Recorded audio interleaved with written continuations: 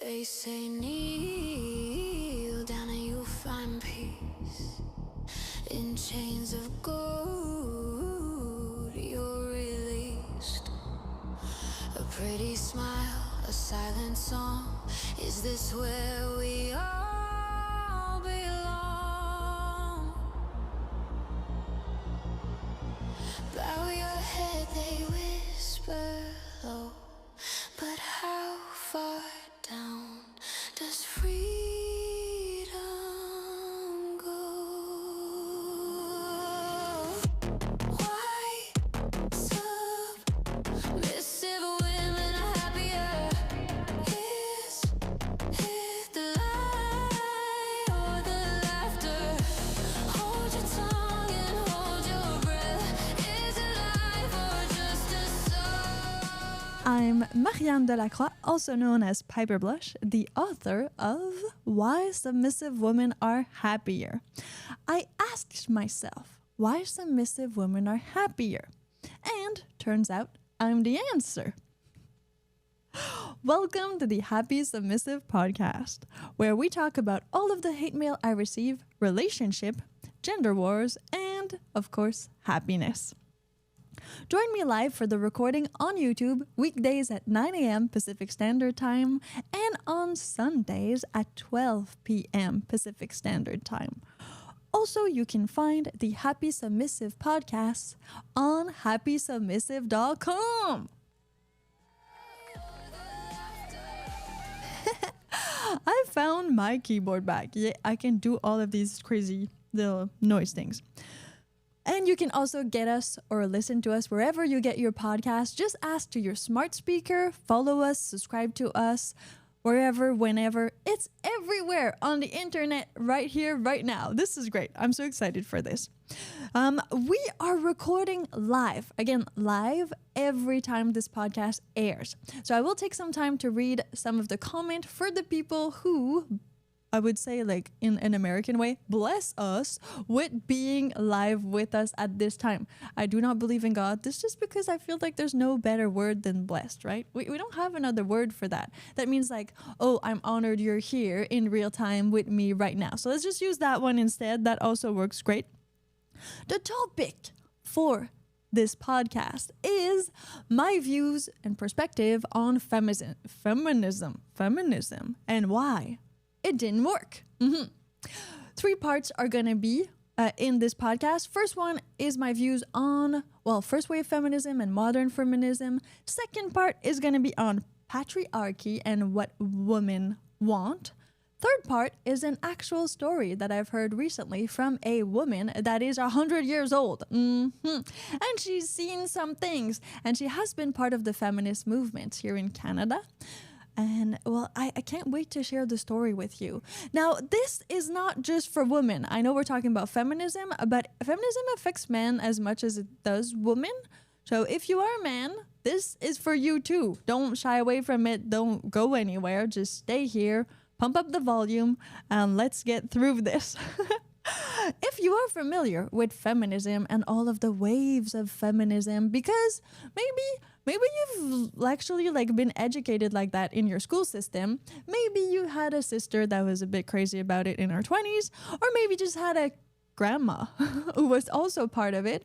Maybe your father was okay with your mother working like a normal job or having a more male-centric job. When we're talking male-centric, I'm talking jobs like being a welder or jobs like being a firefighter. Maybe that's what you grew up with. And this is why you are here with me right now, so that we can share and have a discussion over all of this. So I've been asked often in my personal life and also on my online life as Piper Blush if I am a feminist. And what does a feminist look like? What do they eat for breakfast? Like, what do they do, these women, these people? And I have to say that I am a feminist, but there's always a but, right? But I am a first wave feminist. Yeah. So I am a feminist from before I was even born. This type of feminism arrived that's the first first wave. That's why it's called first wave feminism, because this is the movement that supported for women to have human rights. So to have the right to vote, to be able to keep their last names, to open bank accounts, to have things to their names just in general, right?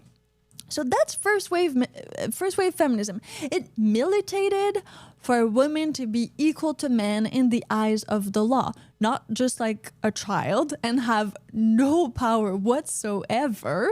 I mean, you had to literally like have a man sign off on things for you. There's even like, you had to have a man come and pick you up at some point in history. And like, we're not even going to go over all of these like psychiatric institutes for women, but that should definitely be in a future episode. Drop a comment if you want that. So this first wave feminism was all about equal rights. And I believe that to a certain point, it did succeed, right? Right now, I am a 33-year-old Canadian woman. I have the right to vote. I have the right to contraception. I have the right to my own bank account, to my own name. I can buy property. I can rent property. I can rent a hotel room. I can have a car. I can have a loan for my car. I mean, you know, all of these things. I can go to the doctors not accompanied by another man. Though I have to say, like, still it is good practice for some of like the male doctors to have a female there if you are a female. And I mean, I guess that's just kind of normal, right? We all want that. Even a female should maybe have a male there, but whatever. So that being said, first wave feminism, I feel like I totally support. And it has accomplished a lot of what it said it was supposed to accomplish. We live in this world where women have education and are allowed to have opportunities in the eyes of the law. But where I have this but is really about like modern feminism and what changed with like this wave of modern feminism. So I disagree with a lot of women, like of modern feminism, because modern feminism is about not like equality in the eyes of the law. It's about equality and more so over. It's like, oh, man had all these rights and powers, so now we women, I say we, but like I don't include myself in there, we women want to like dominate man the way they dominated us for centuries and I guess thousands and thousands of years. But quite frankly, that's not equality. That's a complete reversal. That would be like woman dominating man. This is like the fantasy of only like two guys on the planet. Like, it's not, nobody wants that. So it started with really like this good intention, right? This like, okay, women and men should have the same opportunities, the same possibilities.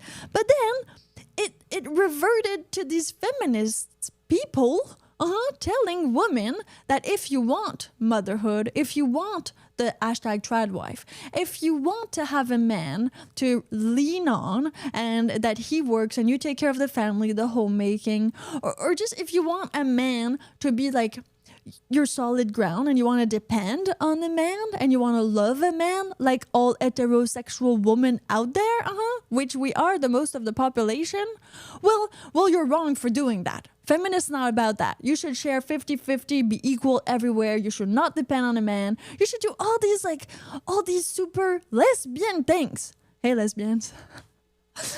So it's a bit like all these movements that are happening right now in the world. Like there's this small part of people which is yelling super, super loud, and we assume that these who yell the loudest, but are like not that many people, will represent the masses, represent what everybody wants and like what all women want. But how can like the influence of lesbian or man haters in the feminist movement like actually affect heterosexual women? Women who really want men, like they want penis, they don't, that's their thing. Well, so if we listen to this feminist movement right now and the way it's going, that means that we're listening to women who hate men. That doesn't work for any heterosexual woman. And that, I believe, is why women are not as happy as they used to be, or just not happy in society right now. Because we're listening to the wrong type of woman. We need to listen to women like myself, who are embodying femininity and who are into men. That would be real feminism, to follow real women leaders who are the majority of like women in general. There is some lesbians, but they're not that many. There's more heterosexual females out there than there are all the other genre of people that we are seeing right now and that are yelling really, really hard. So they're telling you as a woman like to live by their values when they don't like men. So we can't rely on this. We can't rely on their views. And I believe that the hashtag happy submissive movement, well, that's the movement that we all need right here, right now. Yeah, in this day and age. We need for women to be happy and to be happier because they submit to men and because they submit to society and all of these beautiful things. Because in general, you want people to be happy. So I ask you this question. Do you consider yourself a feminist? What does the word mean to you? Drop a comment, tell a friend, and I'll be right back. They say kneel down and you'll find peace. In chains of gold you're released. A pretty smile, a silent song. Is this where we all belong? Bow your head, they whisper low. But how far down does freedom go? Why submissive women are happier? Is it the lie or the laughter? Hold your tongue and hold your breath. You are listening to the Happy Submissive podcast, hosted by myself, Marian de la Croix, aka Piper Blush, known online for her infamous Room Dividers and other amazing shows. Patriarchy, that's kind of a big argument for the feminists out there, is that, the world is full of patriarchy, toxic masculinity, and all these men, they've been oppressing us, and they're really bad for women. But if you think about it, like, the whole entire planet lives in a patriarchy. Like, all over the world, all at the same time, everybody for some weird reason chose patriarchy. So there's like two communities that are matriarchal. And if you don't know what patriarchy is, it just means like the society is controlled and ruled by men more than women. Patriarchy would be the reverse. So we would have, let's say, more women in government or more women in like CEO high stake jobs and things like that. So the people that make the decisions are mostly males. But we're not only talking like here in Canada or in the United States. We're talking almost worldwide. We're talking everywhere. And we're talking language barriers. We're talking this has been happening for centuries. That patriarchy has been a thing and is still a thing. Except for like I was listening to an audiobook the other day, and it was talking about this small community in Korea, south of course, and of women who are like these divers, these women divers, and this community has been thriving on women doing like most of the labor. So they are the women that go dive, and the men stay home and take care of the kids and all these things. But again, this is very rare in this community, unfortunately, due to climate change and everything that's happening. There's less women divers now. Like this. You just don't exist anymore. So as much as it used to be a matriarchal society, well, now we have other jobs than going deep diving to like harvest crustaceans and things like that are worth some money if you like seafood. So that being said, I mean, how come in the evolution, the history of the world, all countries, all languages, all cultures, without necessarily talking to each other, because we didn't have the internet or the telephone, like that's fairly recent inventions, why did we all just move towards patriarchy? why did the men of the world, well, occupied top jobs or like top power positions? Why did this happen? Now, I'm not saying I'm going to answer all your questions right here, right now. I'm just putting it out there that this is quite strange, right?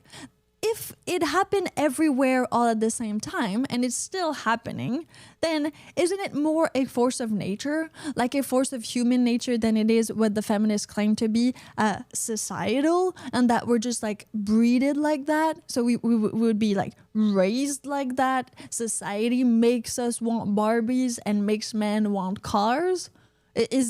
That's what they're claiming. But I have points. I have a whole bunch of points about this. And what I like is that some countries like Norway, Sweden, which are like seen as some of the most gender equal countries, even in these countries, women still choose more feminine careers, like nurses, secretarial work, like desk jobs, things like that. So they still prioritize more these very social type of jobs and very nurturing type of jobs versus going for like high stakes, and going for these high jobs, which of course are very much time consuming. And I was even reading this book called Lean In by one of the women. I don't recall her name, but I mean, we'll get a researcher on this show at one point. And she worked for Facebook and for Google. And she says, like, as she was graduating in the ranks, there was less and less women, like a lot less women. And that makes sense, but she's from the US, right? She's not from a country like Sweden or Norway.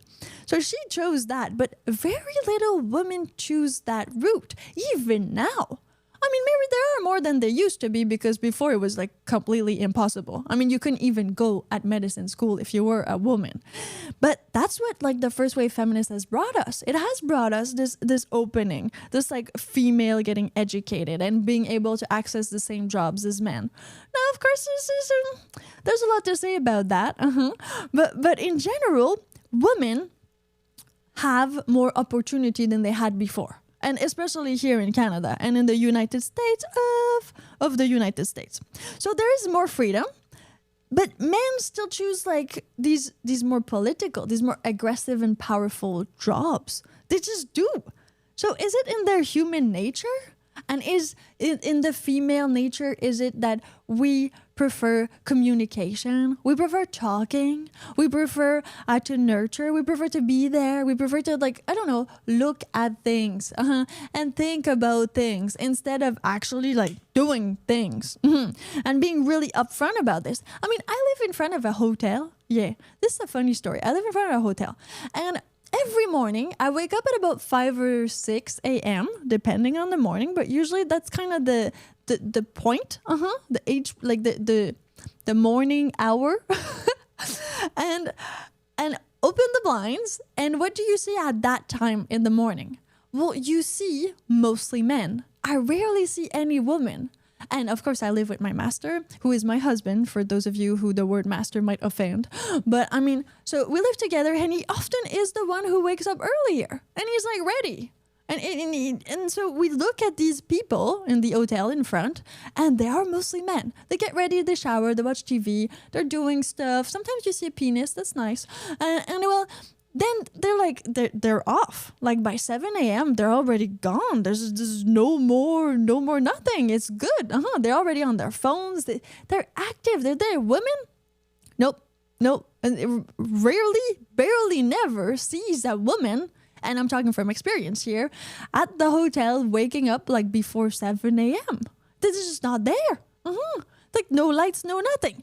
So that kind of like starts to solidify in my head all of these things that I'm like seeing, living, and I'm not 18 anymore. I mean, I've seen things, I've done things, and these keep on like reappearing.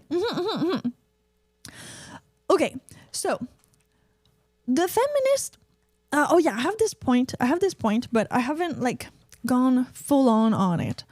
What woman remember from their life? So there's this woman who is called Brownie Ware, and she wrote Top 5 Regrets of the Dying. which is, I mean, it's really sad, but it goes well with the subject of this podcast right here, right now. And women never regretted working, like not working more, which is very interesting, right? Because, okay, so she worked like with people that were dying, like just of old age, right? Normal stuff. It was all gonna happen. And women, what they regretted was not that. They regretted like not spending time with their kids, not prioritizing their marriage, and they remembered the most love. Like love, love. Like let's put it in big blinking lights here. That's what they remember the most. Not like their careers, not their achievements, not the medals they won. No. That's not what women remembered. Like at the end of life, or that's not the regrets they had. The regrets they had were all very much centered on family, community, love. I mean, everything that really bounds humans together, right? In that way. So that's an interesting point to make, that as much as feminism wants women to be all about career achievements and things like that, aren't those just male characteristics? Are we just like trying to be a guy? Because I don't want to be a guy. I'm good with being a woman. And if you want to do that, just go and transition. I mean, do it. Just do it. That's fine. But I'm a woman and I want to stay a woman and be a woman. I want to be okay in society being that. Because that accounts from like 50% of people. There's only two like genders. There's female, male. That's it. You have like a few who are born with both sexes, and you can kind of see it or not see it, depends. But for the rest, this is the most of the people on the planet. So we have to stop listening to like this small group of people who is making choices for the rest of us, and that has like, it's fine to let them do their thing, but that's not most people's thing. That's not my thing. I've always wanted to be empowered, beautiful, intellectual. I mean, I've always wanted to have some money, of course, and all of these other things. And I wanted to be famous, yes. So those are all things that I was able to achieve, and I talk about in my book. Why Submissive Women Are Happier. But I was able to achieve all these things because I submitted to a man who brought me with his vision and who helped me develop all these things. I didn't do it as a woman alone against all the other women and against all men out there. I mean, I did it by going with what naturally works. Just find a worthy partner. Find a man that has an idea, vision, and you want to go on board with his idea and his vision, and you see yourself in that narrative, in his life, and you want to be that person, like to be by his side. And then you go and do it. And that's what makes women great, is that women are really, really amazing at being women. Not at being man. We already have enough men being man. Let men do their own thing with their man stuff. And they can reorganize and arrange. And if you're a man listening to this, I mean, definitely tell.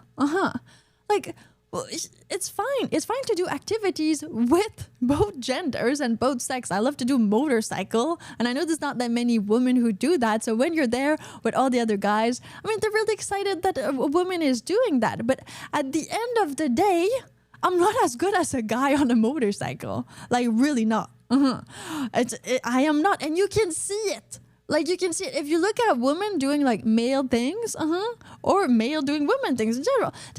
It's not the same. It's not the same output. Like, the girl, you can see like the way she just clutches the bike. The way she like, she turns the corner. It's not the same thing. That's just how it is. It's just not the same. So feminists are all about like, okay, your career should be your legacy. But that's the main male narrative. That's for guys. Guys, that's their thing, their career. Of course they reproduce. Of course they want families and they want to have babies so that their genetics are like, they're biologically ingrained just like every other human being. But that's a guy thing. That's a man thing. So, I mean, when you're 80 and you're like on the verge of dying and you're a woman, well, the chances are, from this human's perspective, is that what you will regret the most is not loving enough. And not spending enough time probably out of your head and in the real world, building community and building family and just all of like sharing the love, because that is nurture and that is feminine. And what a man will have regret is probably completely different. It's gonna be like, oh, I should have taken that promotion. Oh, I should have made more money. I should have had sex with more women. I should have learned how to like actually do mechanics. That would have been really cool. That's more a man thing. So let's just keep it at that, right? Let's just keep it at, this is what's happening with patriarchy in the world right now, and this is how it's affecting women. I mean, if all these women don't want careers, why are we pushing them to do so? Like, just stop pushing them. That leads us to the question. What will you remember at 80? I don't know how old you are, but what will you remember when you're 80 years old? Career achievement or the people you loved? Drop a comment. They say kneel down and you'll find peace. In chains of gold, you're released. A pretty smile, a silent song. Is this where we all belong? Bow your head, they whisper low. But how far down does freedom go?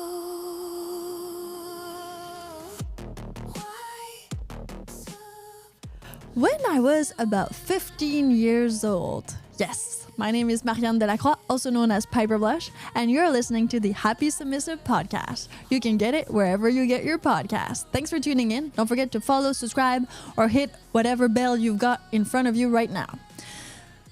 When I was about 15 years old, I remember that my mamie, or like it's grandma but in French, she gave me a book of this woman named Jeannette Bertrand. So Jeannette Bertrand in English-ish. A Quebecoise woman who has like done so many things. Like, she was a self-proclaimed feminist for most of her life. She did a lot of shows. She's also an author. I mean, she's been like a bit everywhere. And right now, she's 100 years old. Like, when I was 15, I think she was writing like somewhat of a biography, but she was already old.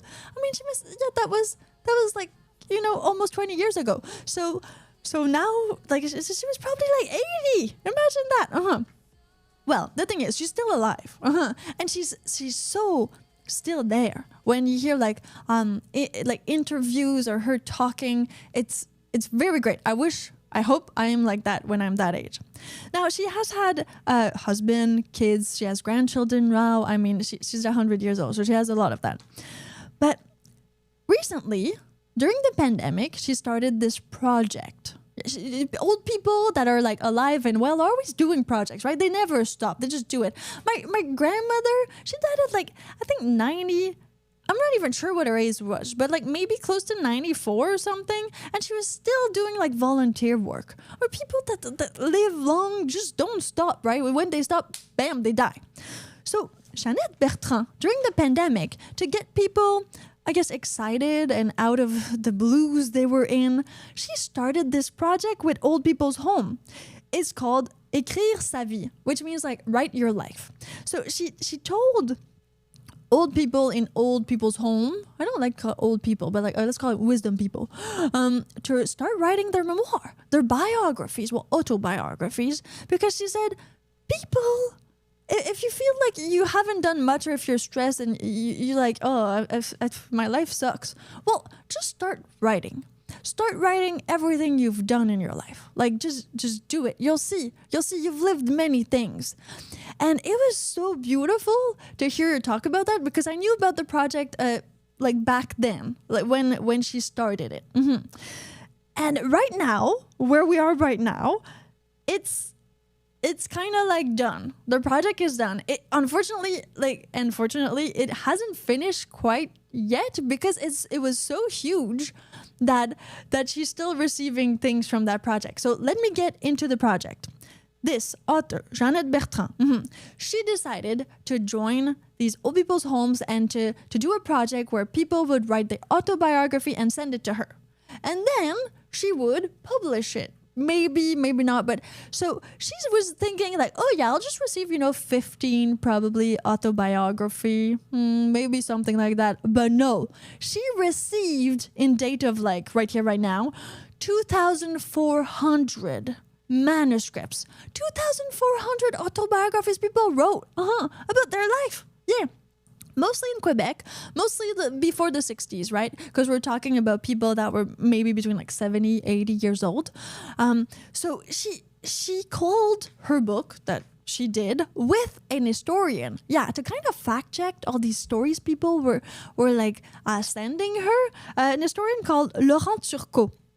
And some surprising facts came from this, I guess you could call it social experiment of her asking older generation of Quebecois people to write their youth, write their story. And most of what came out was stories about this very dark, what's called dark ages in Quebec. So when religion was very prohibitive, like was very everywhere, and women were asked to have like many babies. We're talking about families, like some women had 22 children, and even on like my father's side, he was only 4 kids, but his mother, I mean, they were like 9 kids, and his father close to 9 too. Some other families were close to 12. Like most families in Quebec in that time, especially the French Canadians, they had over 10 children. Yeah.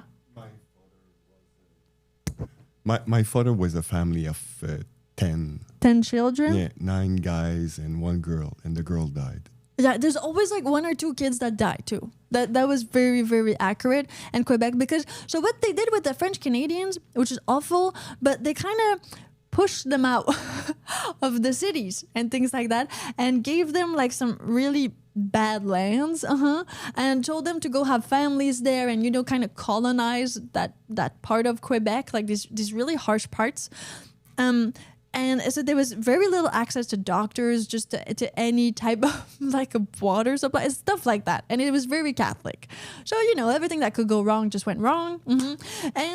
And so these people are writing about this time, where okay, and this is where it gets to like the feminist part of this podcast.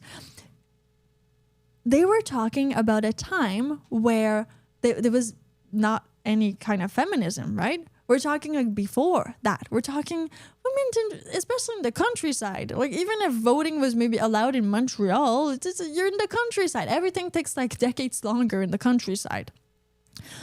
So they talk about their stories, and Jeannette Bertrand, when she received the manuscript, one thing was really crazy is that most manuscripts she received, 82% were written by women. But she didn't like open it up just to women. No, men and women could send in their memoir. Everybody could.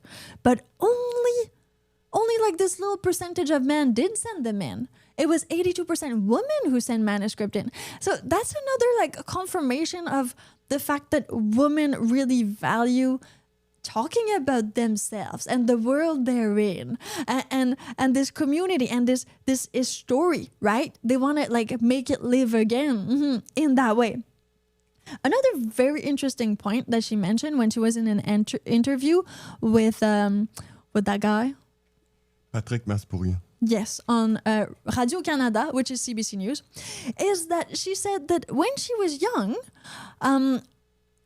guys, like, okay, so you have a family of 10 children. Maybe the first one, the second one are going to go study in like the good school. So they're going to become either priests, doctors, lawyers, or something like that back in those days. You maybe have a few women that will do the same, become nurses, nuns, or just baby mommies, pretty much. And so after that, all the other children that you have, maybe the 8 other children that you don't have enough money to send them to school. Like you don't. It doesn't work like that. It was like the countryside. They all have farms and things. So these kids will go to school until maybe 3rd grade. So boys would go to school until 3rd grade, get taken out of school and work as soon as they could. So they were very like, I guess, career driven in a way, but it was mostly in the farms and things like that. They were supposed to bring back some money. But girls stayed in school until 7th grade, approximately. So understand this, girls were more educated than boys back in those days, before the 1960s in Quebec, in these rural areas. And still you could be a teacher, a nun, a nurse. That was kind of like your thing, right? That's pretty much it. But they still did that. That's exactly what they did. They were homemakers. And you have all of these women that say that's what they lived through. I mean, they were more educated than their male counterparts, but they weren't bringing in any money, right? They didn't have access to bank accounts or all of these things. So they still valued, even with all of this education, they still very much valued the family, the making babies, the taking care of people, even with being more educated than men. I find this fascinating. Because, like, okay, the barriers were real. Like, you couldn't practice law as a woman until 1941. You couldn't study medicine in Quebec. And all of this, like, it was the way it was, right? So, the memoir. To talk about the memoir. The memoirs of the woman, they revealed a bit of the same thing as the top 5 regrets of dying. So, women talked about things like family, like story-based sensation, like emotions, how they felt, their day-to-day life. That was like the main theme of all of their memoirs.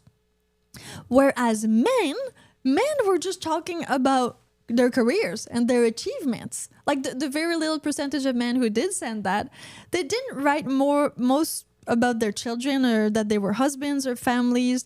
They just wrote about accomplishments and life. Whereas for women, it was more mundane. It was really like, oh, I felt like that when doing this. And then this person was like this. And so a very people storytelling. So what I have to say about this is that, I mean, feminism all these years, like this new modern feminism, tried to convince women that they wanted to be men or they want to be like men. But all of this is saying, like all of these older people, all they're saying is that women value connection and men value power. And we should keep society that way, because that way it's the way it should be. That's how it's working right now, right? So it's kind of like you're trying to push something that some of these women were telling Jeannette Bertrand. And even one of them was saying, you know what? I liked that. Yeah, I liked the fact that women were at home and that I did not have to like stress and work hard. I enjoyed that part of my life in those days. She said like most women miss patriarchy time. Yeah, exactly. Most women. Yeah, most women, from the women she talked to for that. And it was also because she's a feminist icon, right? So I'm pretty sure a lot of women come to her, even men, talking about that. And she's 100 years old, so she's seen some shit. And most women did miss patriarchy. They did miss being the homemaker and not having this push shove towards like, oh, going to work, or oh, you need to bring money for the family, or oh, you need to be like this mother, but you also need to bring money. Like they just wanted to have a man to take care of them in the financial way, and for them to be able to take care of themselves, the children, and the men of the family, of the household. So we are not that far away from these people. I mean, 100 years. It's big in a human lifetime because most of us will not live to be 100. But in the scheme of things, like feminism has been around for a very, very little while. Like this type of feminism. There was other ones in the Roman era and all that. We'll cover that later. But this type of feminism is really new. And so far, it hasn't worked out, right? Except for equal rights. Like, I'm not talking about first wave feminism. I'm talking about like modern feminism and what it's trying to push. It's trying to push like women go have men jobs and women can do it the same as men. That's what it pushes. So does this change everything we talked about right here, right now? How you think about feminism? Do men and women just value different things? In your book, you can also read my book, Why Submissive Women Are Happier, to find out more about that. But in your book, do you believe that that's what's happening? Drop a comment. Tell me right here, right now, or anywhere that you're listening to the Happy Submissive podcast. They say kneel down and you'll find peace. In chains of gold, you're released. A pretty smile, a silent song. Is this where we all belong? Bow your head, they whisper low. But how far down does freedom go?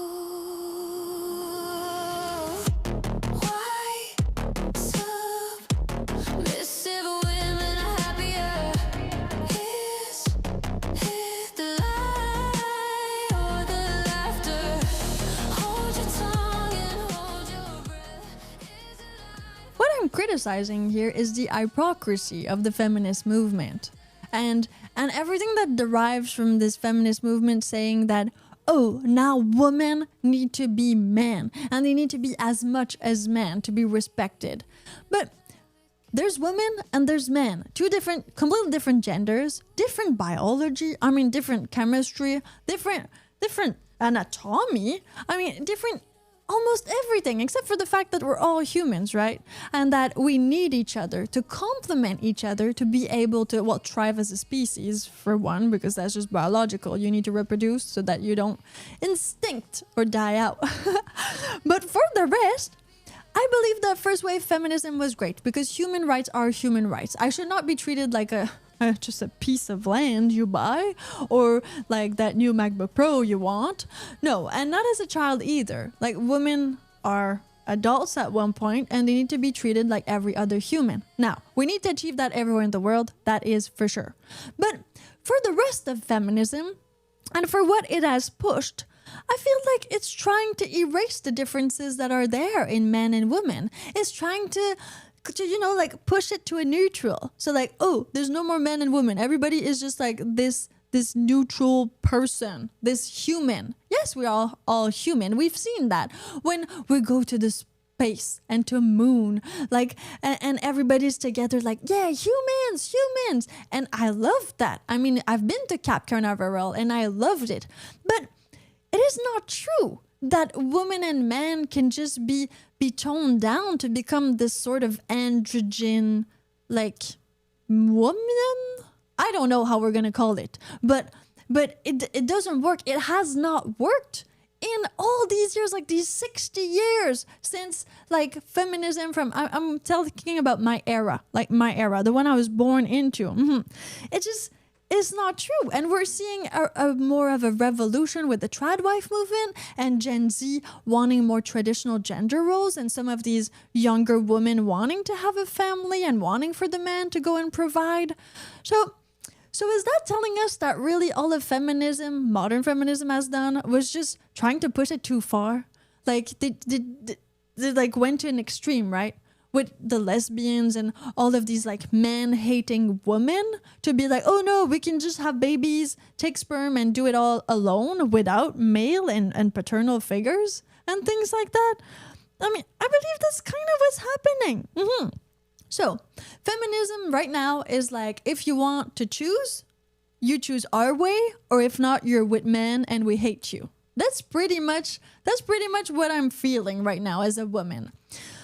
And the whole point of feminism was for you to have the right to choose, right? For you to be able to have equal opportunities and to be like, if you want to be a lawyer, go ahead, be a lawyer. But if you want to be a stay-at-home mom, you can. If you want to be an entrepreneur, if you want to have a male mentor and submit to that male mentor to go where you want to go in life, then you can also do that. But no, right now the agenda is more like, oh, if you're not 100% feminists and if you like men, then we don't want you in the feminist movement. But how are women who are not directed by other women gonna be able to thrive in society right now? And especially in a patriarchy. We are in a patriarchy, so we need these female empowered, beautiful, intelligent women who love men to take a stand and tell us how to get there. And they do so, or I do so, by telling you that you should find a man, because this is the patriarchal world. You should find a man that you love, admire, cherish, and well, stick with him and ask him how to do and become all of these beautiful things. I mean, if there's one thing that I learned is that men know how to make women beautiful because they love women. It's that easy. And if you're a woman and you love men, you know how to make a man happy, and you know how to make yourself happy because you love them. Nobody can make another person happy if they're not into them. It doesn't work like that. If you're lesbian, you can't help other men. Sorry, you're into women. And if you're gay, well, you like men. So don't worry about women. Just let them do their thing. That leads us to the final question of this podcast. What should feminism be? Should feminism stick with its origin plan of being like first wave and for just human rights equal for everybody on planet Earth? Should it evolve? Or should we just rebrand it like we did with UFO, UAP? Should we just find another word and make the meaning change? Because feminism is not what it used to be. And right now it's associated with all these bad things. These things that don't make me want to join feminism. Although I am a woman, I am supposed to be like this beacon of feminism because I have tits. It's that simple. I'm Marian de la Croix, also known as Piper Blush. You were listening to the Happy Submissive podcast, and you can hear and follow the Happy Submissive podcast wherever you get your podcasts. But good news, we have happysubmissive.com. It's going to be the main hub for the Happy Submissive movement, where you can listen to or watch all of our podcasts, but also new things coming up on there very soon. I'll be waiting for you on happysubmissive.com. They whisper low, but how far down does freedom go?